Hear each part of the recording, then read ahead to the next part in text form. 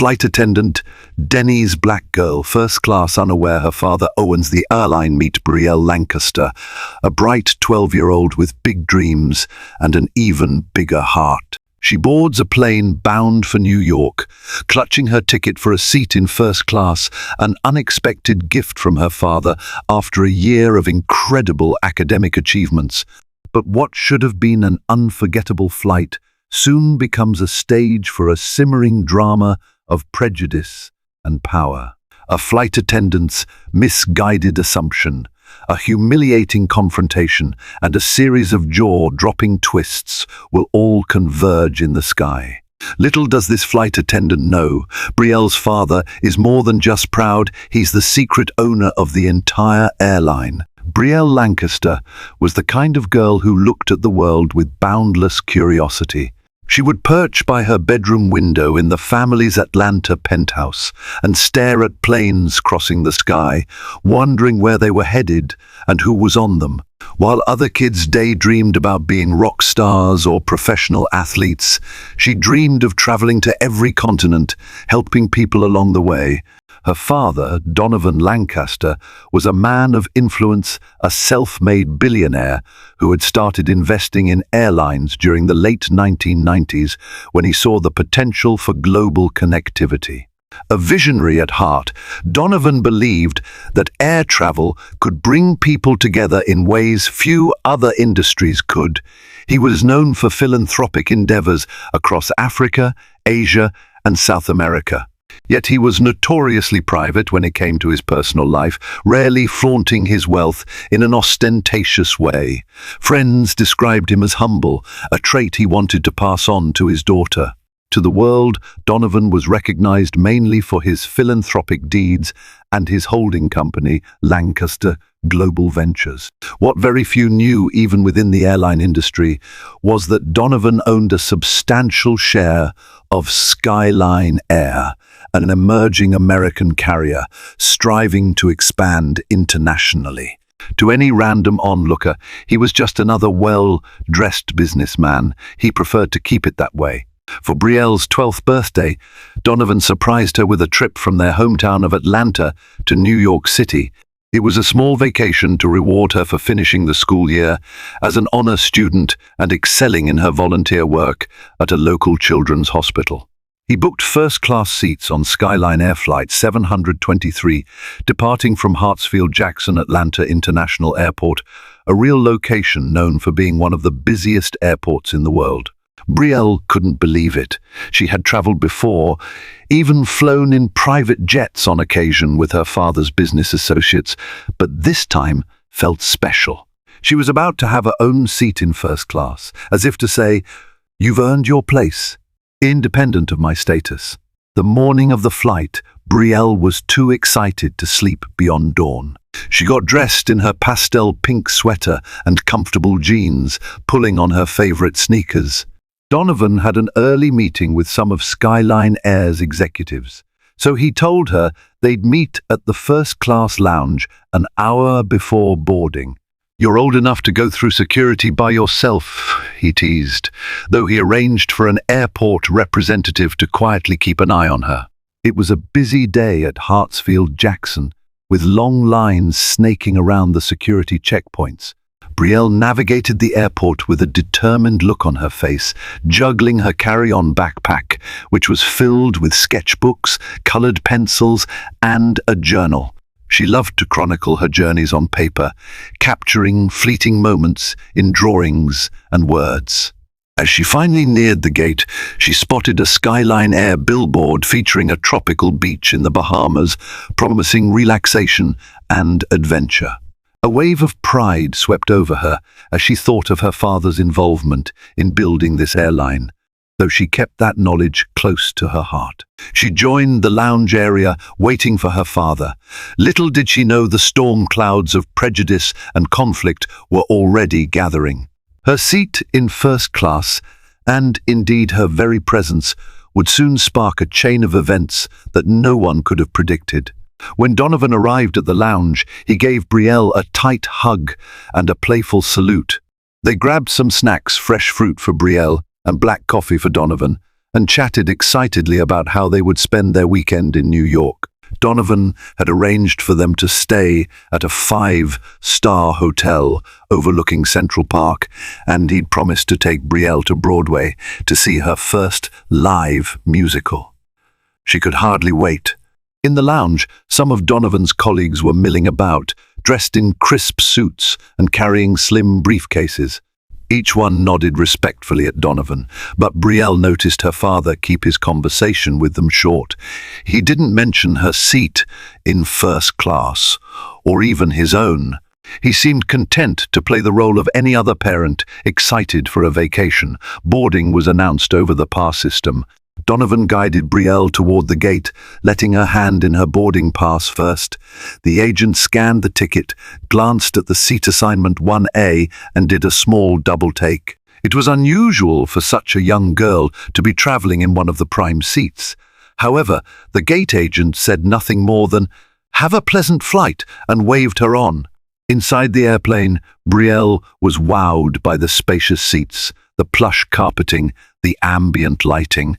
She carefully stowed her backpack in the overhead compartment above seat 1A. The flight attendant assigned to first class, a woman named Marjorie Walsh, gave a polite nod at first, but then fixed Brielle with a look that felt cold. Brielle smiled politely, trying to be friendly, but noticed Marjorie's eyes flickered with disapproval. Before Donovan could follow Brielle to her seat, he was pulled aside by another Skyline Air manager who recognized him. Brielle, left to settle on her own, adjusted her seat and marveled at the amenities: a built-in massager, a small reading lamp, and ample legroom. She didn't notice the flight attendant's watchful gaze, nor did she hear the whispered comment Marjorie made to a co-worker, "Who let that kid waltz in here?" Donovan entered the cabin a few moments later, but at the same time, he received an urgent text from an executive about a last-minute contract negotiation. Realizing he needed quiet to respond properly, he stepped back into the jet bridge to take the call, silently planning to return before takeoff. As boarding continued, other first-class passengers trickled in. Among them was a famous attorney known for high-profile civil rights cases, a pair of elderly sisters traveling for a family reunion, and a corporate consultant who wore an air of self-importance. None of them paid much attention to Brielle, except for the friendly attorney who waved when she saw the young girl all by herself. Moments before the cabin doors were to close, the consultant in a sharp navy suit stopped at row 1 and looked pointedly at Brielle. He lowered his voice to Marjorie and said something Brielle couldn't quite make out. Marjorie nodded curtly, shooting a glance that felt almost accusatory in Brielle's direction. Brielle tried to busy herself by checking out the in-flight magazine, but she couldn't help feeling a knot forming in her stomach. Suddenly, Marjorie appeared at Brielle's seat with a forced smile. "Hello there," she said in a tone dripping with condescension. "Are you sure you have the right seat?"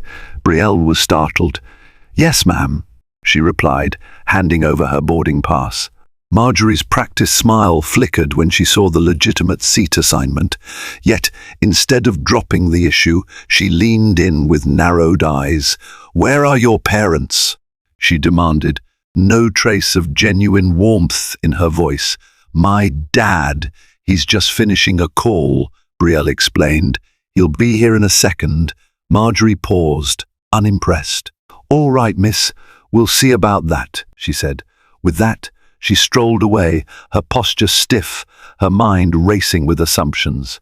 Something about a young black girl in first class, alone and confident, seemed to rub her the wrong way.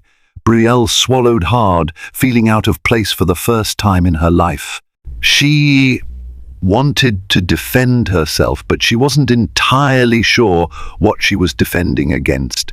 She just hoped her father would come back soon. She glanced at the seat next to her, 1B, which was assigned to Donovan, but he still hadn't reappeared.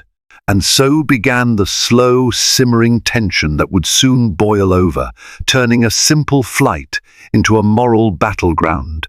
The moment the doors were about to close, Donovan hurried back into the airplane. He offered a polite nod to Marjorie as he passed, but she barely acknowledged him. Instead, she was busy issuing instructions to the other flight attendants. Donovan took his seat next to Brielle. He gave her a reassuring smile, sensing her discomfort but not fully aware of what had transpired. From her vantage point at the front of the cabin, Marjorie was seething. A voice in her head kept repeating that something was off. "I've seen all types of travelers," she muttered under her breath, "but this doesn't feel right." She had worked for Skyline Air for over a decade, serving countless passengers from all walks of life. Yet, the sight of a young black girl in seat 1A seemed to spark a troubling bias she kept hidden under her polished facade. During the safety demonstration, Marjorie's eyes flickered repeatedly toward Brielle. Finally, when the plane reached cruising altitude, she approached the girl once more. Donovan was browsing an in-flight menu, deciding on a beverage. "Sir," Marjorie said, looking at Donovan but pointing toward Brielle, "is this child traveling with you, or is she an unaccompanied minor?" Donovan set the menu aside, startled by her tone. "She's with me," he replied, glancing at Brielle, who looked visibly uneasy. "Is there an issue?" Marjorie let out a curt laugh. "We usually don't allow minors to occupy a seat in first class unless they're traveling with a platinum membership or if it's a specific corporate arrangement," she said, feigning concern. "May I see both of your boarding passes again, please?" Donovan was puzzled. He handed over their passes without protest, though his gut told him something was wrong. "We booked these seats weeks ago," he explained carefully. "Is there a reason you're asking?" Her eyes roamed over the tickets. They were legitimate, first-class seats, clearly purchased under Donovan Lancaster's name, with Brielle listed as a secondary passenger. Marjorie felt her stomach twist. She forced a tight-lipped smile. "I see. Well, let me just verify with the passenger manifest." She spun on her heel and marched off toward the galley. Donovan looked at Brielle, who was biting her lip. "Did something happen before I got here?" he asked gently. Brielle shrugged. She asked if I was in the right seat, like she didn't believe I had a first-class ticket," she said softly. Donovan's jaw clenched. He had encountered subtle racism before, though rarely had he seen it so blatantly directed at his daughter. "It'll be okay," he whispered, squeezing her hand. "We have the right seats." Minutes later, Marjorie returned, her face unreadable. "Everything checks out," she announced, but her expression remained stiff, as if she begrudged them their legitimate seats. She turned to go, then glanced back at Brielle. "Let us know if you need anything, miss," she said, her voice strained. The rest of the cabin seemed to sense a slight tension in the air, though no one spoke up. The corporate consultant from earlier adjusted his tie and shot a curious glance. The attorney, reading a thick legal brief, paused as if she were silently taking notes. The elderly sisters frowned, but it was unclear whether they disapproved of the fuss or simply disliked conflict. For a moment, it seemed the situation would be resolved with a mere awkward exchange. But Marjorie's prejudice lingered.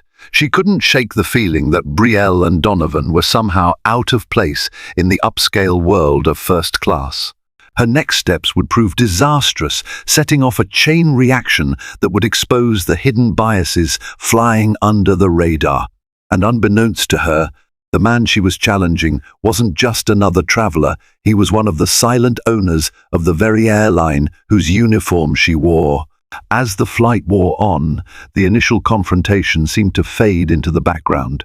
The seatbelt sign turned off, and passengers were free to move about. A sense of normalcy settled in. Donovan tried to focus on his reading a market analysis of Skyline Air's proposed expansion into Europe, and Brielle flipped through the in-flight entertainment system, excited to find an array of her favorite movies. Yet beneath the quiet hum of the engines, tension brewed. Marjorie found herself glaring in Brielle's direction whenever she passed by. She convinced herself it was just professional diligence, but in reality, resentment gnawed at her.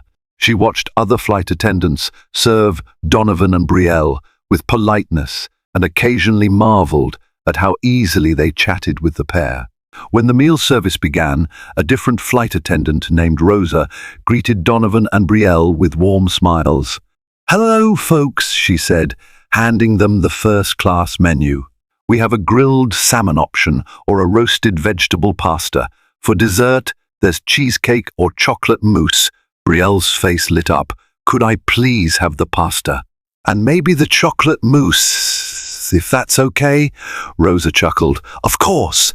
Anything to drink. Just water for me," Brielle replied.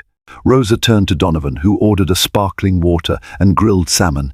Everything was pleasant and seamless until Marjorie swooped in. "Rosa," Marjorie said, voice tight, "I need to speak with you." She jerked her head toward the galley. Rosa, confused, excused herself. From their seats, Brielle and Donovan couldn't hear the hushed conversation, but they did see Rosa's eyes widen in surprise.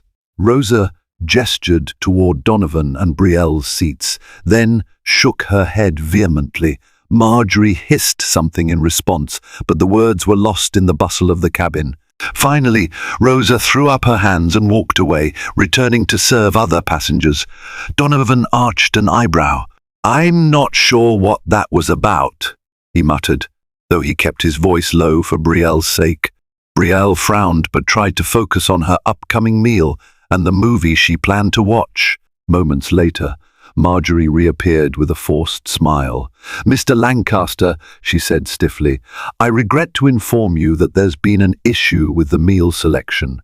The catered meals for first class are limited, and we'll need to ask if Brielle can select from the economy menu. We're short on the adult entrees." Donovan's eyes flashed with irritation.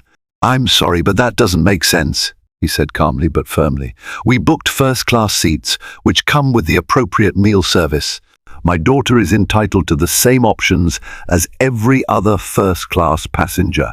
Marjorie's expression hardened. "Yes, well, we have to make sure there are enough meals for passengers who paid the full adult fare." Donovan's temper flared. He drew in a deep breath, determined to keep the peace for Brielle's sake. "I can assure you," he said in a measured tone, "we paid the same fare as any other first-class passenger. If the meal is truly unavailable due to a catering mistake, that's one thing. But implying it's because my daughter didn't pay enough is unacceptable." Marjorie stood there, face flushed, grappling for a response. Just then Rosa approached with a tray.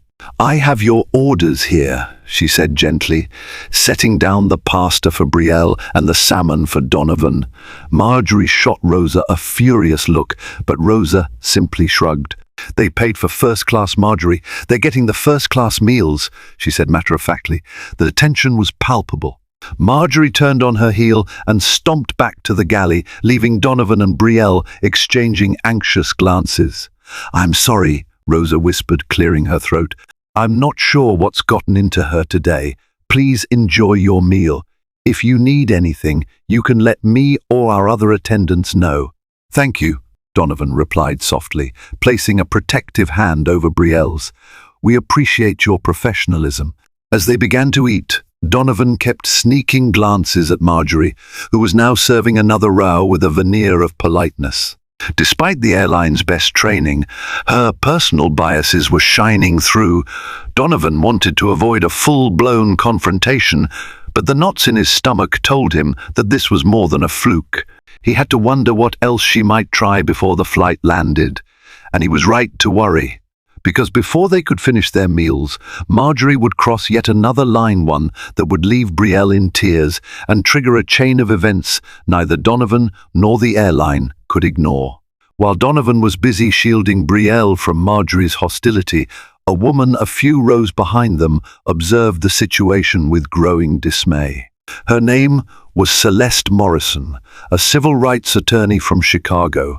Over the years, she had litigated major discrimination cases, sometimes making national headlines. She rarely traveled unnoticed. Indeed, many recognized her from televised interviews and news features.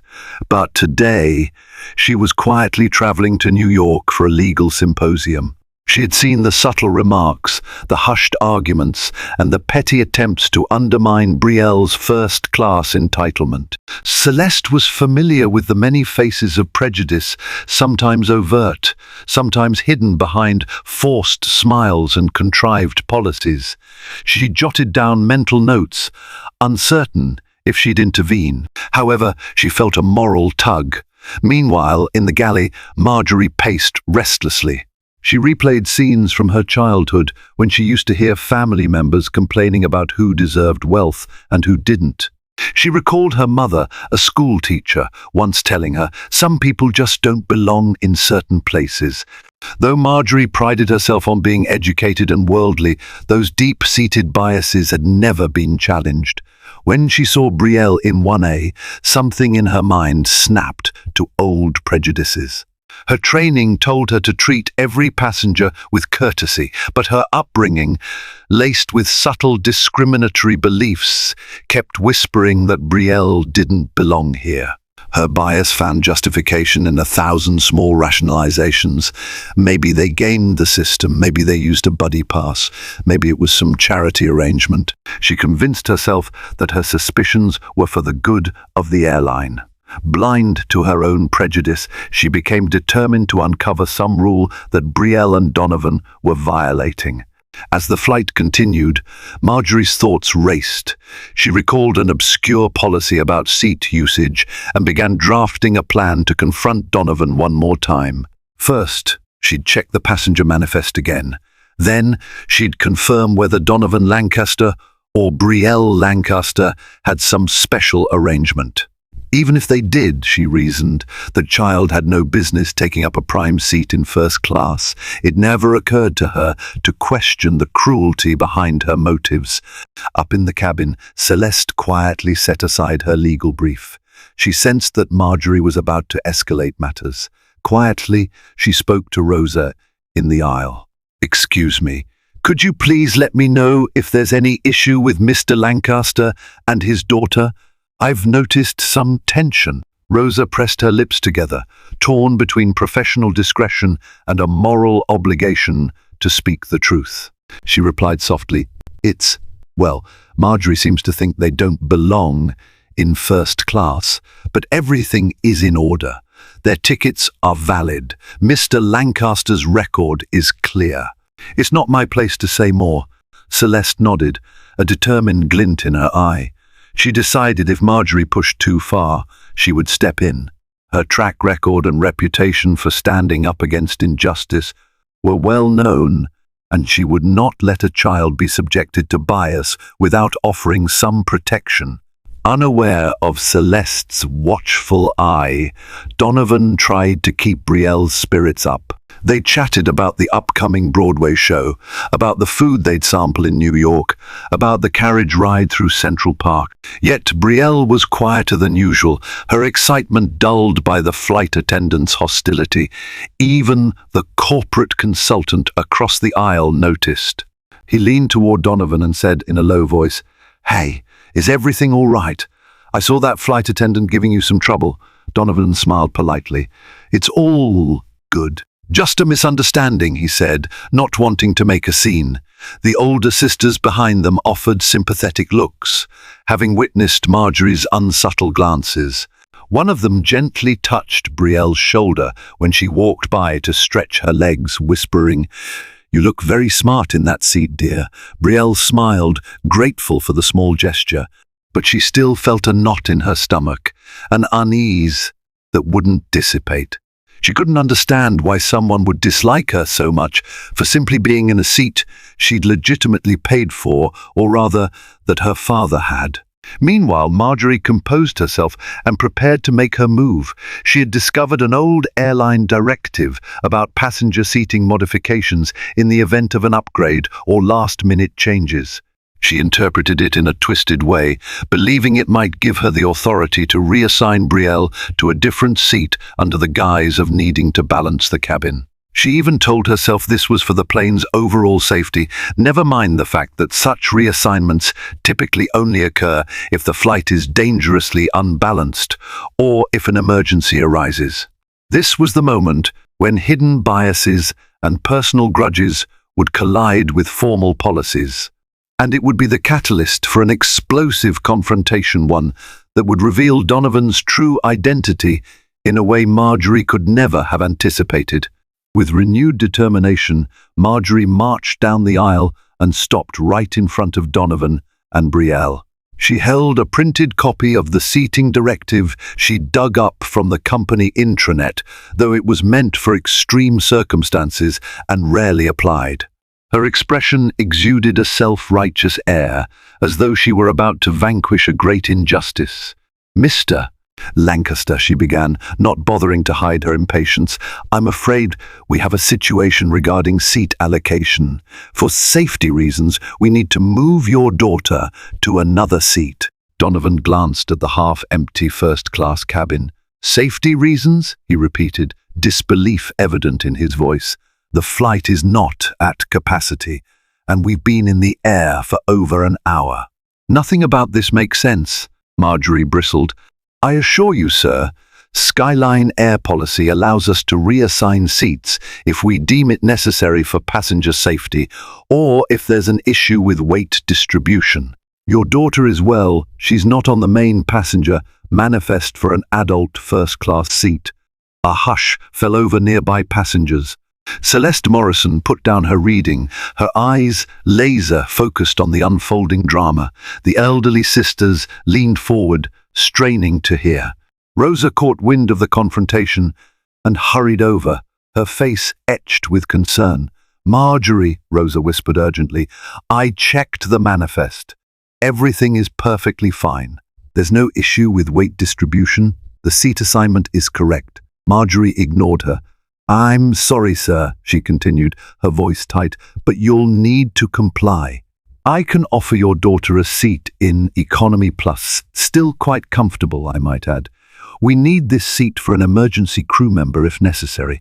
Donovan's eyes widened. "Where is this emergency crew member?" he demanded. He scanned the cabin. "No one else was standing by, no one waiting to take a seat. I see no reason for this." "You're harassing my daughter over a seat she rightfully holds." Marjorie's lips thinned into a cold line. "I'll ask you one last time, sir. Please move your daughter to a different seat. If you refuse, I'll have to escalate this matter." At this point, Brielle was on the verge of tears. She tried to speak, but words failed her. She shrank back into the plush seat, feeling smaller than ever. Donovan reached out and draped an arm around her. He took a steadying breath, deciding it was time to end this. "Marjorie, is it?" he said, voice controlled but brimming with restrained anger. "Let me make something clear. We have legitimate tickets for these seats. My daughter belongs here just as much as anyone. I will not subject her to further humiliation. If you want to escalate this, do it. But understand that your actions are not in line with corporate policy, nor do they reflect Skyline Air's standards that I helped establish." Marjorie smirked at that, missing the implication in Donovan's words. "You helped establish them?" she scoffed. "Oft, are you claiming you work for Skyline Air?" Before Donovan could respond, Celeste Morrison spoke up from her seat. "Excuse me," she said. "I'm an attorney, and I couldn't help overhearing. From everything I've witnessed, you have no legal grounds to force this minor out of her assigned seat. Unless you have a genuine safety concern or a mechanical emergency, you're verging on discriminatory behavior." Marjorie's cheeks reddened. She turned to Celeste, momentarily stunned by the woman's authoritative tone. "Monsieur A.M., this does not concern you," she snapped, though uncertainty wavered in her voice. "It concerns me if I see a child being unfairly mistreated," Celeste replied coldly, folding her arms. "If you keep pushing this, I'll be more than happy to document every detail and file a formal complaint, or worse." Marjorie's facade cracked. She stared at Donovan, then Celeste, her mind racing. but she still clung to her convictions, prepared to stand her ground. Her next words would either quell or ignite a firestorm, one that might end her career. Unfortunately, her pride was in command now, and pride rarely backs down gracefully. "I need you both to stay out of airline operations," Marjorie said, raising her voice. "We follow our policies, not your threats." Donovan closed his eyes momentarily, realizing the situation was spiraling out of control. "Do what you must," he said quietly. He placed a comforting hand on Brielle's shoulder. "But no, you're making a grave mistake." Marjorie's chest heaved with indignation. She glanced around, noticing a growing crowd of onlookers, including economy passengers craning their necks to see the drama in first class. Emboldened by her sense of authority, she pivoted sharply and marched toward the flight deck, presumably to speak with the captain. Donovan sighed, hugging Brielle close. This was it. The confrontation had reached a tipping point.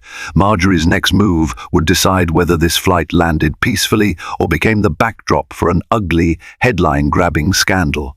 Inside the cockpit, Captain Ray Sherman was monitoring the flight instruments when Marjorie burst in, her face flushed with anger.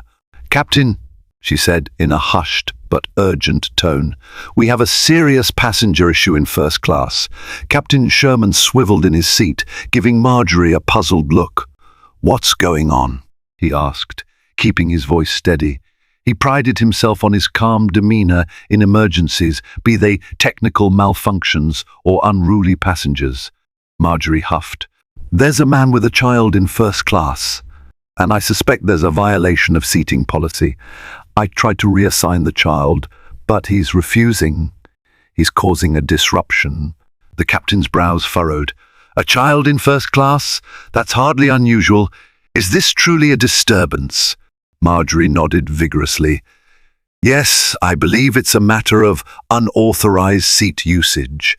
He claims they purchased the tickets, but something about it doesn't add up, and another passenger is threatening legal action, interfering with our operations." She waited expectantly, hoping to garner the captain's support. Captain Sherman looked over his shoulder at his co-pilot, who raised an eyebrow. "Have you confirmed with the manifest that the seats aren't paid for?" the captain asked. She paused. "Well, the manifest says they have tickets, but I suspect there's more going on."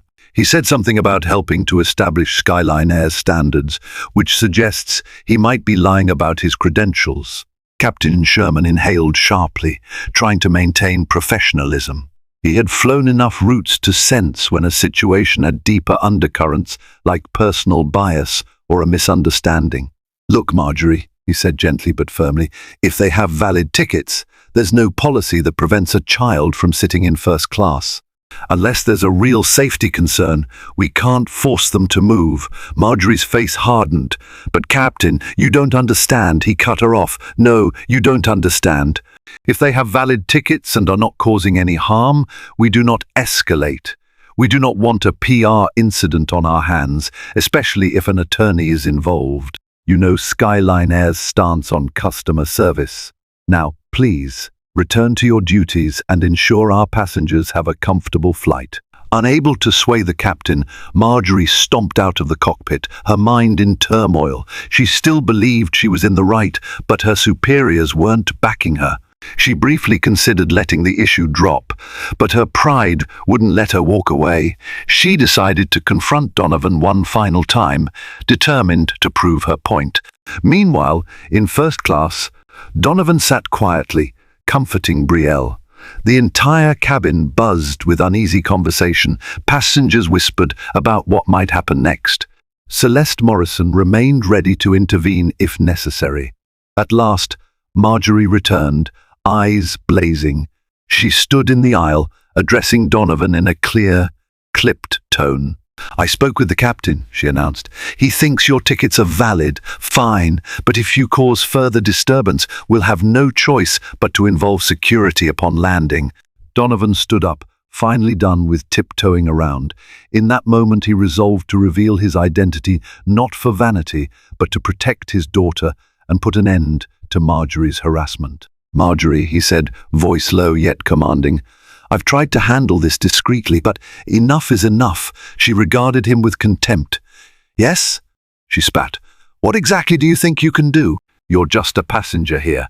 Donovan drew himself up to his full height, and though he spoke quietly, his words carried the weight of truth.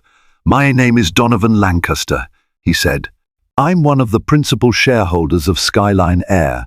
I hold a controlling interest in the Lancaster Global Ventures, which purchased a significant stake in this airline 2 years ago. The staff manuals, policies, and brand guidelines you claim to be upholding, I had a hand in shaping them." A hush fell over the cabin so complete one could hear the air conditioning hissing overhead. Marjorie's eyes widened in shock. She opened her mouth to speak, but no words came out. The corporate consultant across the aisle nearly choked on his drink. Celeste Morrison's lips curved into a small, knowing smile. Brielle looked up at her father, relief and pride flooding her expression. Donovan sighed, his calm exterior masking the anger beneath. "I've given Skyline Air autonomy to run its daily operations," he continued. "I don't flaunt my position because I believe in humility and proper channels. But you, Marjorie, have forced my hand by harassing my daughter. I'm not telling you this to brag, I'm telling you so you understand the seriousness of your behavior." Marjorie stood rooted to the spot, her face a mix of humiliation and disbelief. She tried to form a response, but her voice failed her. Around them, whispers swelled. One of the elderly sisters clasped her hands together in astonishment. Rosa, who stood at the galley entrance, watched the scene unfold, a flicker of vindication in her eyes.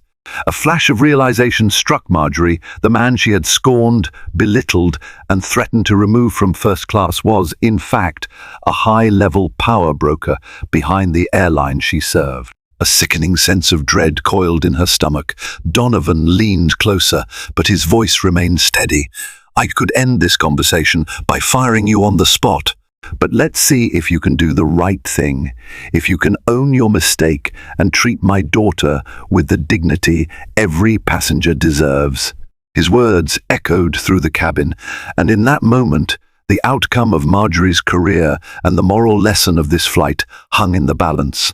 For a moment, time seemed suspended in first class. Passengers watched with bated breath, uncertain whether Marjorie would apologize or retaliate.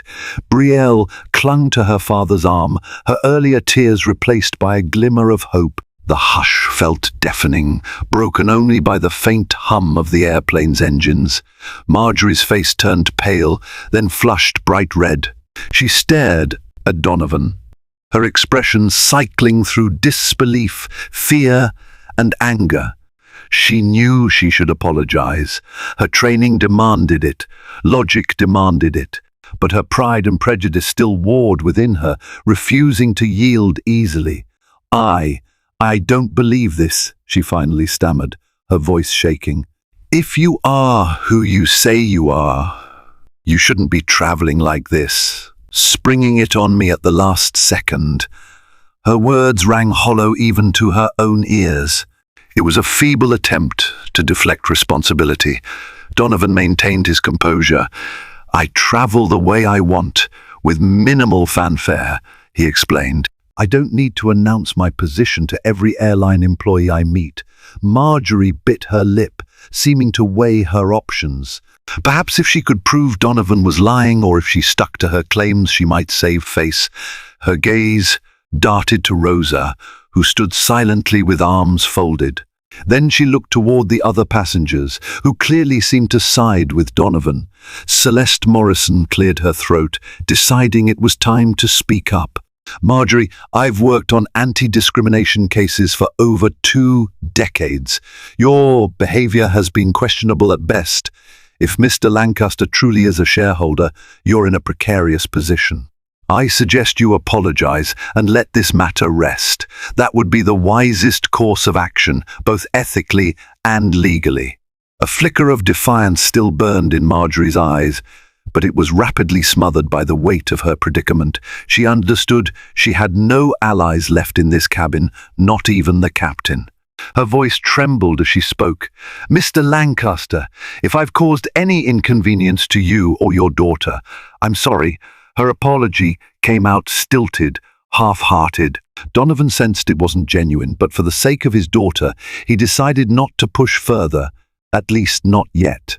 "Thank you," he said curtly, retaking his seat. "Brielle and I would like to enjoy the remainder of this flight in peace." Marjorie let out a shaky breath, as though she'd just narrowly escaped a guillotine. She pivoted to leave, but as she did, she spotted the corporate consultant filming the entire confrontation on his phone. Horror crossed her features. She lunged toward him. "Sir, you can't film crew members without their permission," she insisted. Her voice cracked, betraying desperation. This footage could ruin her life, her career. Everything she'd built over the years would be reduced to a social media scandal. The man shrugged, not stopping his recording. "I'm simply documenting an incident involving potential discrimination," he said flatly. "It's for my protection and everyone else's." Marjorie gripped his wrist, trying to force the phone down. "Give me that," she hissed. The consultant stood, pulling away. Donovan stood up, alarmed at the turn of events. A wave of tension rippled through the cabin. "Marjorie," Rosa intervened, stepping between them. "Stop. You're making this worse. Let go of me," Marjorie shot back, eyes darting wildly. She realized, perhaps too late, she'd gone beyond the pale. She had laid hands on a passenger in anger. The cabin erupted in gasps. The older sisters cried out in alarm. Brielle shrank back, wide-eyed. Celeste Morrison rose to her feet, adopting a firm, measured stance, as though preparing to physically intervene if necessary. Donovan reached forward and carefully guided Marjorie's hand off the consultant's wrist. "Enough," he said in a voice that brooked no argument. "This is unacceptable." With that, Marjorie seemed to snap out of her frenzy. She yanked her hand away and stumbled back, her chest heaving. Her rational mind kicked in, reminding her she'd just assaulted a passenger, a clear violation of protocol. She was finished, and she knew it. Rosa and another flight attendant quickly escorted Marjorie toward the galley. Over her shoulder, she shot a panicked look at Donovan, as if to plead for mercy. But Donovan's stony expression said it all. She had crossed a line. For several tense seconds, no one spoke. Then Celeste exhaled audibly, sitting back down. The corporate consultant lowered his phone, shaking his head in disbelief. Donovan settled Brielle back into her seat, murmuring reassuring words. Though they were cruising at 35,000 feet, it felt as if they were perched on the edge of a precipice. Marjorie's meltdown had escalated the situation to a crisis. And when the flight finally landed, there would be serious repercussions waiting on the ground for her, for Donovan's relationship with the airline, and for everyone who witnessed this unfolding drama. At an altitude high above the clouds, everything below seemed small and distant, yet the tensions inside the aircraft felt impossibly large. Marjorie had retreated to the aft galley, where she clutched her head in disbelief.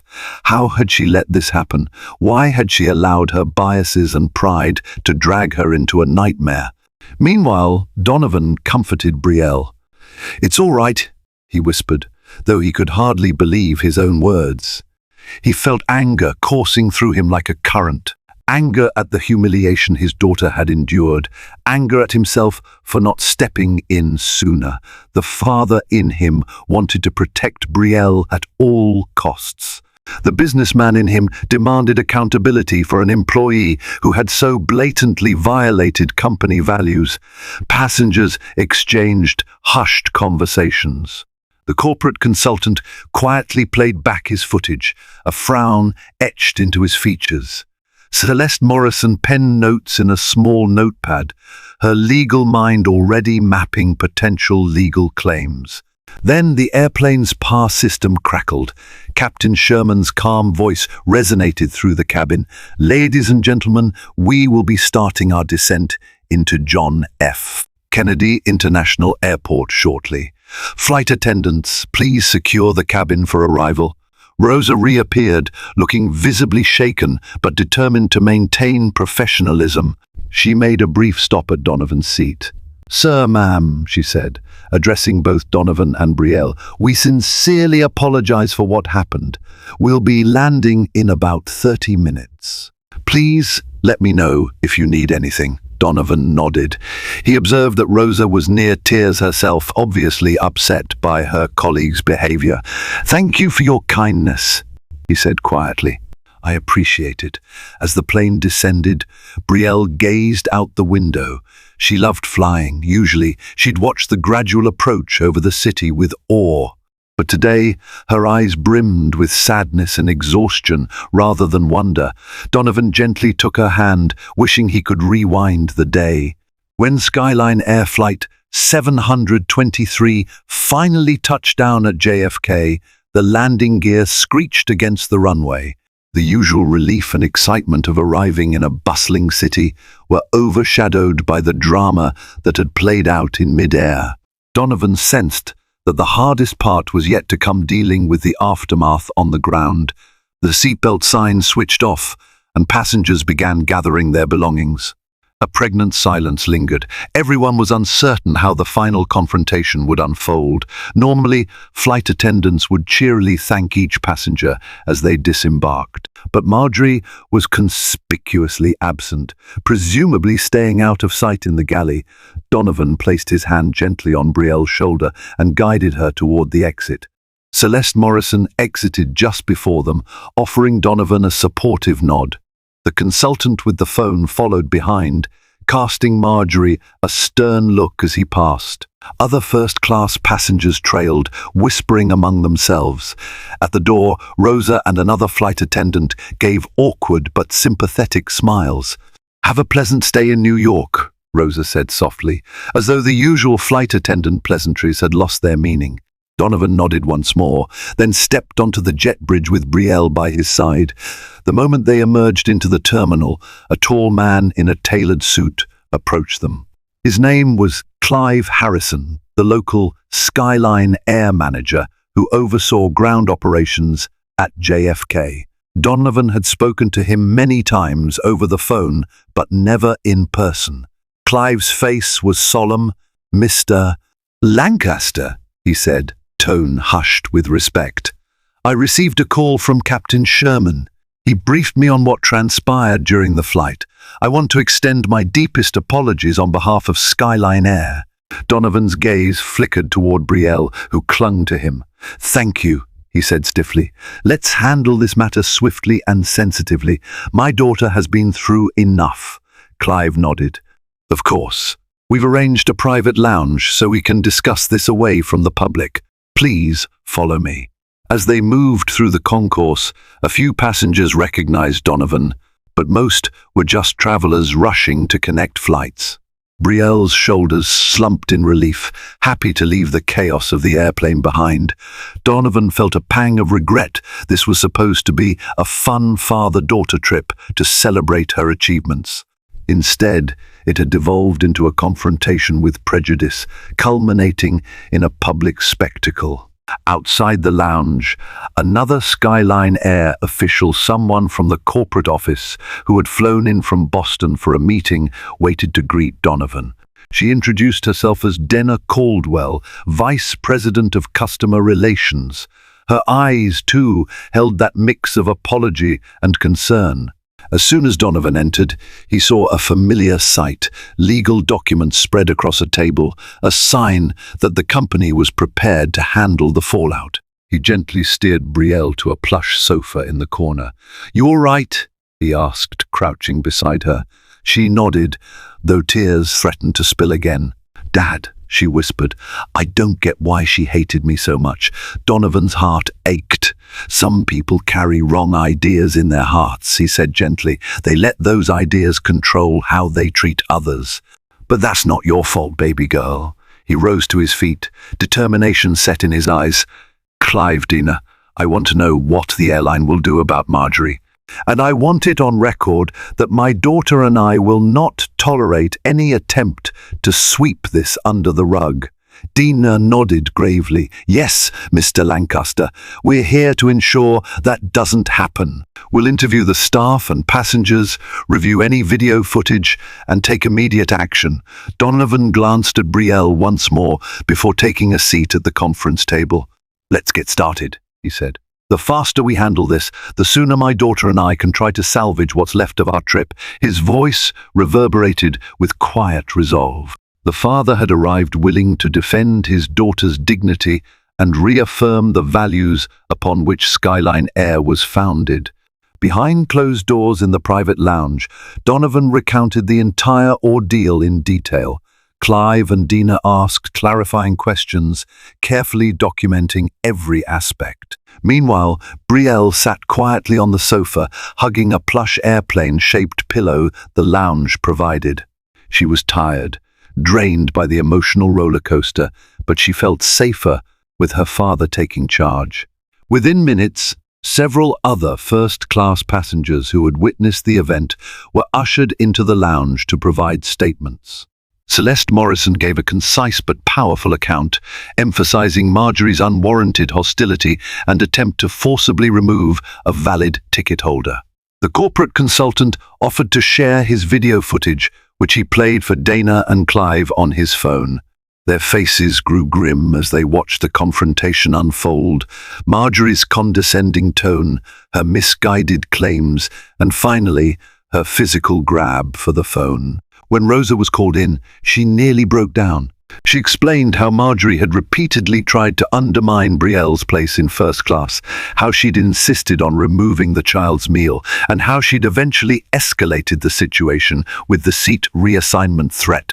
By the end of her testimony, tears stained Rosa's cheeks. She apologized to Donovan and Brielle for not being able to stop her colleagues' actions sooner.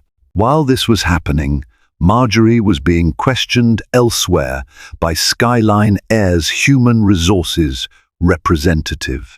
Word filtered back that she was defiant at first, then eventually broke down, claiming she felt threatened and was only following her instincts. However, the evidence stacked against her was overwhelming. Her superiors found little in her statements that could justify her behavior. It didn't take long for Dana and Clive to confer and reach a resolution. They stepped aside with Donovan. Mr. Lancaster, Dina said solemnly, we are deeply sorry. We're immediately suspending Marjorie pending a full investigation. Given the evidence, I expect her employment to be terminated.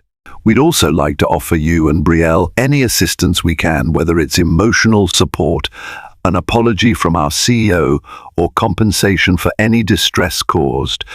Donovan's face betrayed little emotion. He looked over to Brielle, who was now quietly reading a children's book someone had handed her.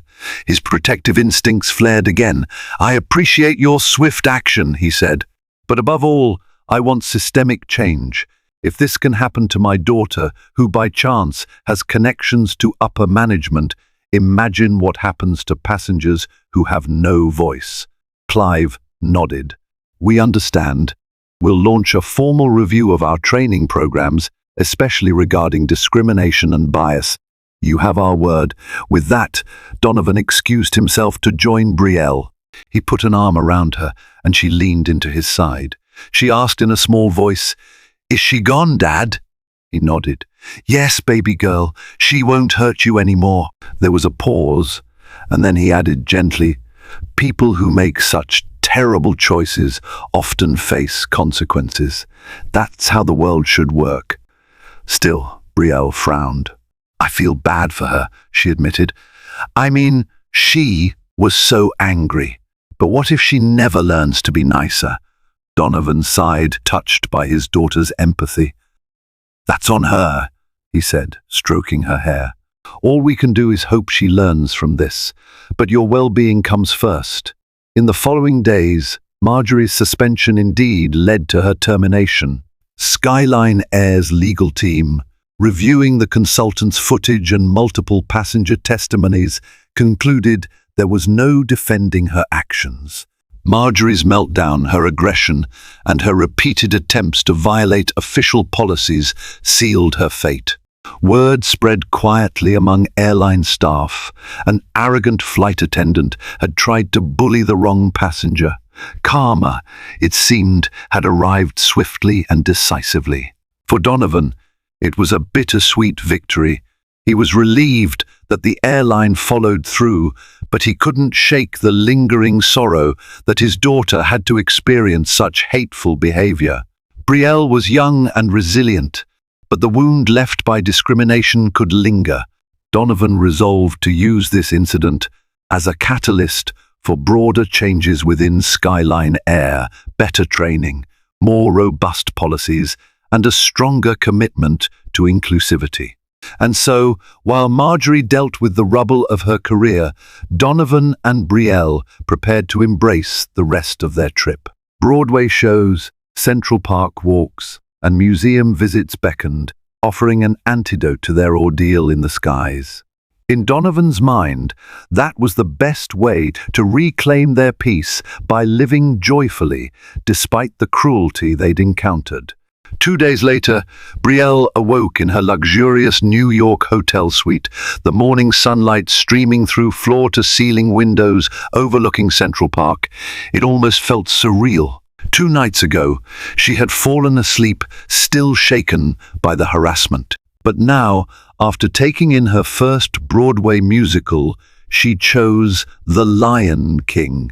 Enchanted by the costumes and music, exploring the food trucks of Manhattan, and riding in a horse-drawn carriage, her spirits were lifted.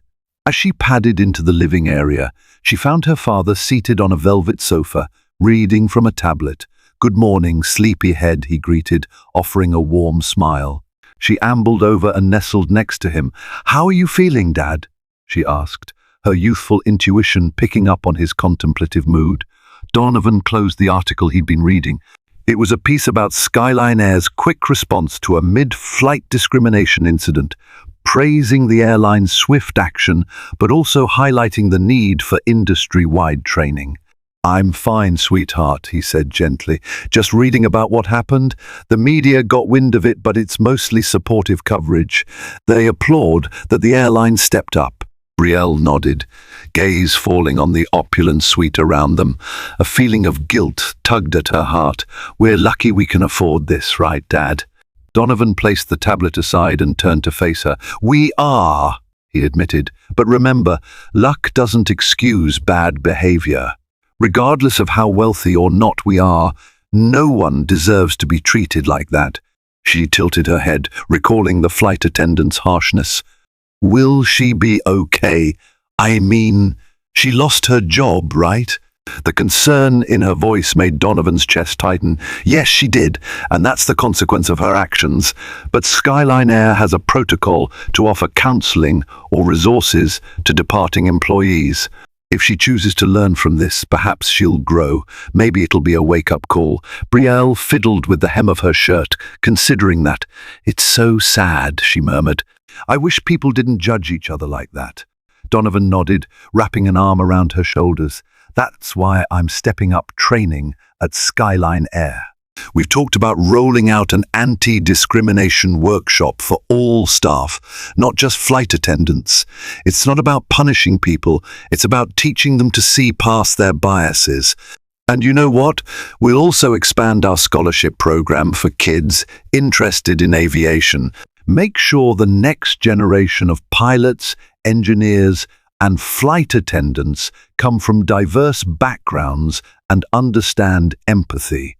A hint of a smile tugged at Brielle's lips.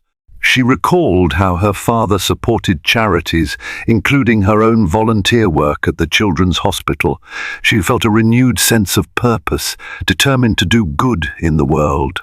They spent the rest of the morning strolling through Central Park, admiring the colorful autumn leaves. Over a casual brunch, Donovan fielded multiple phone calls, mostly from Skyline Air executives, eager to show their solidarity with him and, more importantly, with Brielle. Word had quickly spread through internal memos. The airline's major shareholder, typically reserved and out of the spotlight, had been forced to reveal his identity due to a discriminatory incident. Some staff members texted Donovan personal apologies, while others offered suggestions for improvement. A wave of collective self-reflection seemed to sweep the airline's corporate culture. Donovan couldn't help but feel that Marjorie's actions, while terrible, had sparked a necessary conversation. After all, the brand slogan was bringing the world together, and that aspiration had to be backed up by genuine inclusivity. At the end of their third day in the city, father and daughter found themselves in Times Square, lights blazing around them like neon confetti. Brielle marveled at the gigantic billboards, exclaiming over each new sight. Donovan watched her, smiling as she squealed with delight at a billboard featuring a superhero movie preview. He felt a wave of gratitude that, despite the painful flight experience, Brielle's spirit remained largely unbroken. Yes, she now carried a memory of prejudice, but she also carried the knowledge that one could stand up to it. As they headed back to the hotel, Brielle turned to Donovan. "Dad, do you think we'll ever be able to stop that kind of hatred completely?"